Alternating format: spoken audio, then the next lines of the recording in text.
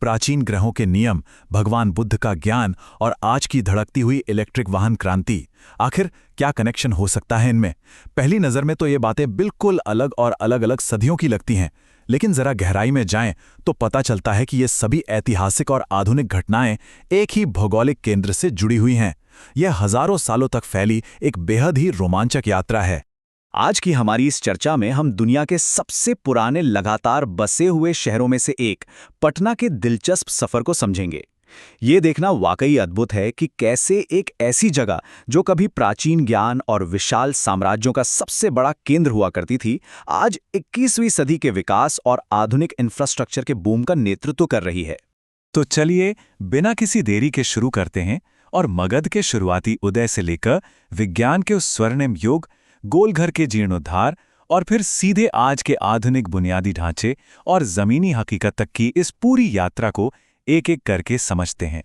शुरुआत करते हैं उस दौर से जब साम्राज्यों और आस्था की नींव रखी जा रही थी। 6ठी शताब्दी ईसा पूर्व का वो समय जब मगध का उदय हो रहा था। इस नक्शे पर गौर करें। प्राचीन मगध की भौगोलिक स्थिति बिल्कुल एक स्वीट स्पॉट जैसी थी। गंगा और सोन नदियों के उपजाऊ मैदानों ने न केवल भारी मात्रा में खेती को बढ़ावा दिया, बल्कि ये नदियां उस समय व्यापार के लिए प्रमुख हाईवे भी बन गई। और इसी उपजाऊ जमीन ने आगे चलकर विशाल साम्राज्यों और बहुत ही गहरे दार्शनिक विचारों को जन्म दिया। और देखिए, ये क्षेत्र सिर्फ राजनीतिक शक्ति का ही केंद्र नहीं था, ये आध्यात्मिक सत्य का परम पालना भी बन गया। वैशाली में भगवान महावीर का जन्म हुआ और उन्होंने राजगीर के पास ज्ञान प्राप्त किया। वहीं भगवान बुद्ध ने गया के पास उरुवेला वन में लंबी तपस्या के बाद ज्ञान अर्जित किया। और दिलचस्प बात यह है कि सदियों बाद यही जमीन सिखों के 10वें गुरु गोबिंद सिंह जी की जन्मस्थली भी बनी। अब इस टाइमलाइन को देखिए। एक तरफ जहां आध्यात्मिक शांति की खोज चल रही थी, वहीं दूसरी तरफ राजनीतिक परिदृश्य तूफानी गति से बदल रहा था। 460 ईसा पूर्व में राजा उदयन ने पाटलिपुत्र पर शासन किया। फिर 345 ईसा पूर्व में नंद साम्राज्य का ऐसा उदय हुआ जिसकी विशाल सेना का नाम सुनकर खुद सिकंदर महान भी पीछे हट गया था। इसके बाद 322 ईसा पूर्व में चंद्रगुप्त मौर्य ने चाणक्य की बेजोड़ रणनीति से मौर्य साम्राज्य की नींव रखी, जिसे 268 ईसा पूर्व में अशोक महान ने एक अभूतपूर्व विस्तार दिया। लेकिन मगध की कहानी सिर्फ तलवारों और साम्राज्यों तक ही सीमित नहीं है। अब बात करते हैं विज्ञान के उस स्वर्ण युग की, जिसने दुनिया को देखने का नजरिया बदल दिया।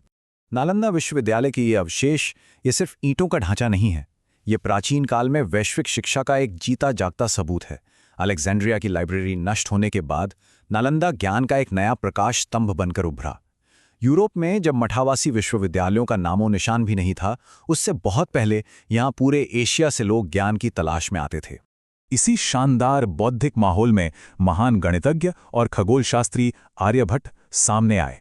जरा सोचिए, 499 ईस्वी में जब वे महज 23 साल के थे, उन्होंने ऐसी गणनाएं की जिन्होंने दुनिया को बदल कर रख दिया। उन्होंने पाई का लगभग सटीक मान 3.1416 निकाला, ग्रहण लगने के वैज्ञानिक कारण बताए और राहु केतु जैसी पौराणिक कहानियों को पूरी तरह से खारिज कर दिया। ये साइंटिफिक तुलना सच में हैरान करने वाली है।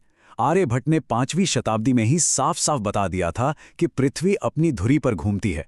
इसके लगभग 1000 साल बाद 16वीं शताब्दी में जाकर जोहानेस केपलर ने अपने ग्रहीय गति के नियम दुनिया के सामने रखे।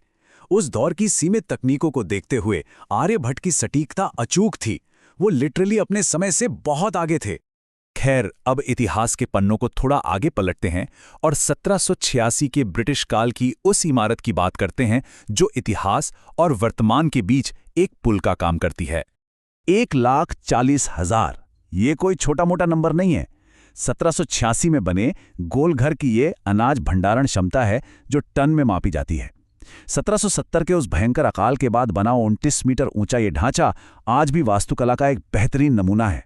और आज 2026 की रिपोर्टों के अनुसार भारतीय पुरातत्व सर्वेक्षण इस ऐतिहासिक स्मारक को पूरी तरह से नया रूप दे रहा है। हालांकि पारंपरिक चूने और सुर्खी का उपयोग करके इसकी 3.6 मीटर मोटी दीवारों और गुंबद की दरारों को भरने में थोड़ी देरी जरूर हुई है, लेकिन पर्यटकों के लिए आधुनिक सुविधाएं बढ़ाई जा रही हैं। रुके हुए लाइट एंड साउंड शो को फिर से शुरू करने की तैयारी चल रही है, जो विरासत और आधुनिकता का एक शानदार बैलेंस है। चलिए अब सीधे आज के दौर में छलांग लगाते हैं और देखते हैं 2026 के बिहार का तेजी से बदलता हुआ इंफ्रास्ट्रक्चर।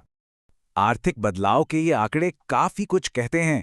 लॉजिस्टिक्स रैंकिंग लीड्स 2025 में बिहार अब हाई परफॉर्मर्स कैटेगरी में आ गया है।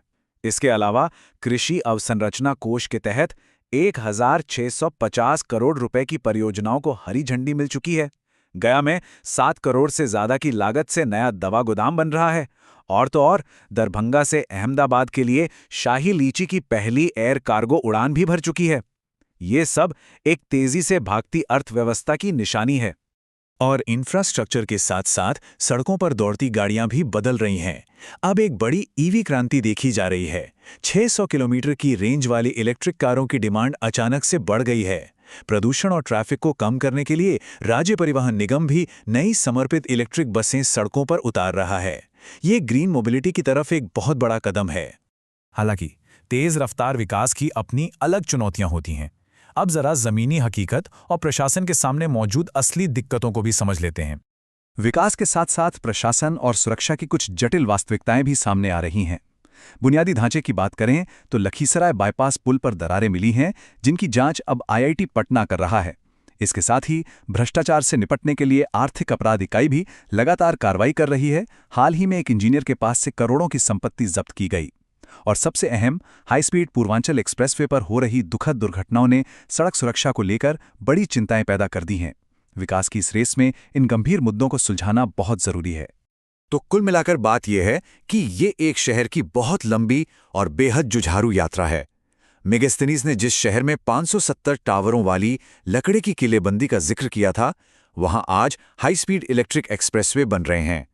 ये एक ऐसी जगह है जिसने साम्राज्यों को बनते बिगड़ते देखा है, अकाल सहे हैं, और अब ये पूरी मजबूती के साथ आधुनिक युग की चुनौतियों का सामना कर रही है। जो हमें इस आखिरी और सबसे अहम सवाल पर लाकर खड़ा करता है, एक ऐसा शहर जिसने हजारों साल पहले सितारों की गति को मापा था, जिसने दुनिया के कुछ सबसे शक्तिशाली साम्राज्यों को जन्म दिया था, वो अब 21वीं सदी में अपनी तकदीर को कैसे आकार देगा? सोचने वाली बात है ना?